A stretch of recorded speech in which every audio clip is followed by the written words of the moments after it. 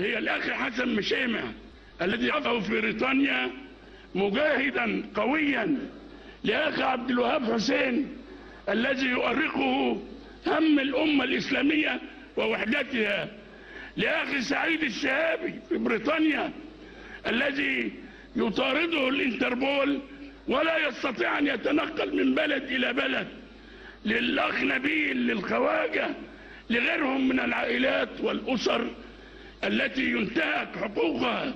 من يستطيع أن يرد الحقوق؟ أنا لا أنام عندما أرى إنسانا أو أقرأ أو أعرف أن إنسانا نزعت منه الجنسية. مجموعة من الإخوة في الإمارات نزعت منهم الجنسية، ماذا يفعلون؟ أين يذهبون؟ مجموعة في البحرين نزعت منهم الجنسية. هذا الاضطهاد لن توقفه منظمات العفو الدولية، هذا الاضطهاد وهذا الظلم لن يوقفه الحكام، لأن هؤلاء الحكام لا يعرفون مسؤولياتهم وليست لديهم عقول يفكرون بها. هؤلاء إما أنهم يفكرون بعقول مستوردة أو أنهم يفكرون بلا عقل يستطيعون أن يرعوا به حرمة.